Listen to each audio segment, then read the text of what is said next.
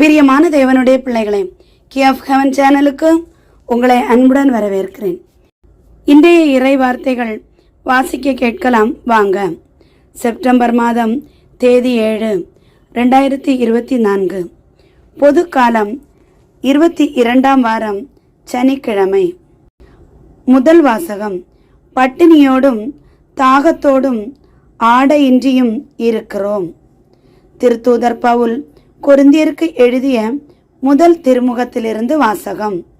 அதிகாரம் 4, இறை வார்த்தைகள் 6-15 வரை. சகோதரர் சகோதரிகளே, உங்கள் பொருட்டு என்னையும் அப்பல்லோவையும் எடுத்துக்காட்டாக கொண்டு இவற்றை கூறினேன். ஏனெனில் எழுதியுள்ளதற்கு மேல் போகாதே என்பதன் பொருளை எங்களை பார்த்து கற்றுக்கொள்ளுங்கள். ஒருவரை ஆதரித்தும் மற்றவரை எதிர்த்தும் செயல்படாதீர்கள். இருமாப்பு கொள்ளாதீர்கள். நீங்கள் மற்றவர்களை விட உயர்ந்தவர்கள் என்று சொன்னவர் யார்? உங்களிடம் உள்ள அனைத்தும் நீங்கள் பெற்றுக்கொண்டவைதானே. பெற்றுக்கொண்டும் பெற்றுக்கொள்ளாதது போல் பெருமை பாராட்டுவது ஏன்? தேவையானவற்றையெல்லாம் ஏற்கனவே பெற்றுவிட்டீர்களோ? ஏற்கனவே செல்வர்களாகி விட்டீர்களோ? எங்களை விட்டுவிட்டு நீங்கள் மட்டும் ஆட்சி செலுத்துகிறீர்களோ? நீங்கள் ஆட்சி செலுத்த முடியுமென்றால் நல்லதுதான். அப்படியானால் நாங்களும் உங்களோடு சேர்ந்து ஆட்சி செலுத்தலாமே. கடவுளின் திருத்தூதராகிய எங்களை அவர் எல்லாருக்கும் கடையராக்கினார். நாங்கள் மரண தண்டனை பெற்றவர்கள் போல் ஆனோம். மனிதருக்கும் வான தூதருக்கும் உலகுக்கும் காட்சி பொருளானோம் என கருதுகிறேன். நாங்கள் கிறிஸ்துவின் பொருட்டு மடையர்கள். நீங்களோ கிறிஸ்துவோடு இணைந்த அறிவாளிகள்.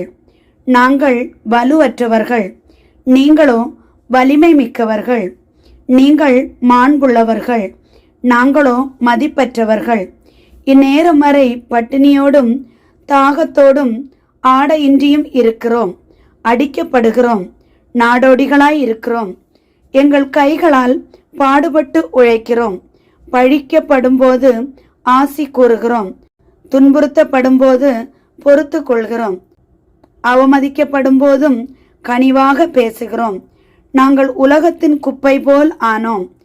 இதுவரை அனைத்திலும் கழிவு பொருட்கள் என கருதப்பட்டு வருகிறோம். உங்களை வெட்கமடைய செய்ய நான் இவற்றை எழுதவில்லை. நீங்கள் என் அன்பார்ந்த பிள்ளைகளென எண்ணி உங்களுக்கு அறிவு புகட்டவே இவற்றை எழுதுகிறேன். கிறிஸ்துவை சார்ந்த உங்களுக்கு ஆசிரியர்கள் பல்லாயிரம் இருக்கலாம், ஆனால் தந்தையர் பலர் இல்லை. நற்செய்தி வழியாக நான் உங்களை கிறிஸ்தவர்களாக ஈன்றெடுத்தேன். இது ஆண்டவரின் அருள்வாக்கு. இறைவா, உமக்கு நன்றி. பதிலுரை பாடல். திருப்பாடல் அதிகாரம் 145, இறை வார்த்தைகள் 17, 18, 19, 20, 21. பல்லவி. மன்றாடும் யாவருக்கும் ஆண்டவர் அண்மையில் இருக்கிறார். மன்றாடும் யாவருக்கும் ஆண்டவர் அண்மையில் இருக்கிறார். ஆண்டவர் தாம் செய்யும் அனைத்திலும் நீதியுடையவர். அவர் தம் செயல்கள் யாவும் இரக்க செயல்களே. தம்மை நோக்கி மன்றாடும் யாவருக்கும், உண்மையாய் தம்மை நோக்கி மன்றாடும் யாவருக்கும் ஆண்டவர் அண்மையில் இருக்கிறார். பல்லவி. மன்றாடும் யாவருக்கும் ஆண்டவர் அண்மையில் இருக்கிறார். அவர் தமக்கு அஞ்சி நடப்போரின் விருப்பத்தை நிறைவேற்றுவார். அவர்களது மன்றாட்டுக்கு செவிசாய்த்து அவர்களை காப்பாற்றுவார். ஆண்டவர் தம்மிடம் பற்றுக்கொள்ளும் அனைவரையும் பாதுகாக்கின்றார். பொல்லார் அனைவரையும் அழிப்பார். பல்லவி. மன்றாடும் யாவருக்கும் ஆண்டவர் அண்மையில் இருக்கிறார். என் வாய் ஆண்டவரின் புகழை அறிவிப்பதாக. உடல் கொண்ட அனைத்தும் அவரது திருப்பெயரை என்றும் எப்பொழுதும் போற்றுவதாக. பல்லவி. மன்றாடும் யாவருக்கும் ஆண்டவர் அண்மையில் இருக்கிறார். நற்செய்திக்கு முன் வாழ்த்தொலி. யோவான் அதிகாரம் 14, இறை வார்த்தை 6. அல்லேலூயா, அல்லேலூயா. ஆண்டவர் கூறுகிறார், வழியும் உண்மையும் வாழ்வும் நானே. என் வழியாய் அன்றி எவரும் தந்தையிடம் வருவதில்லை. அல்லேலூயா. நற்செய்தி வாசகம். ஓய்வு நாளில் செய்யக்கூடாததை நீங்கள் செய்வதேன்? லூக்கா எழுதிய தூய நற்செய்தியிலிருந்து வாசகம். அதிகாரம் 6, இறை வார்த்தைகள் 1-5 வரை. ஓர் ஓய்வு நாளில் இயேசு வயல் வழியே செல்ல நேர்ந்தது. அவருடைய சீசர்கள் கதிர்களை கொய்து கைகளால் கசக்கி தின்றனர். பரிசேயருள் சிலர், ஓய்வு நாளில் செய்யக்கூடாததை நீங்கள் செய்வதேன் என்று கேட்டனர்.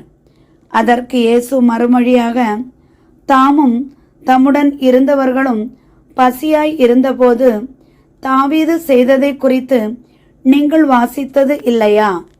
அவர் இறை இல்லத்திற்குள் சென்று குருக்கள் மட்டுமே அன்றி வேறு எவரும் உண்ணக்கூடாத அர்ப்பண அப்பங்களை எடுத்து தாம் உண்டதுமன்றி தம்மோடு இருந்தவர்களுக்கும் கொடுத்தார் அல்லவா என்று கூறினார்.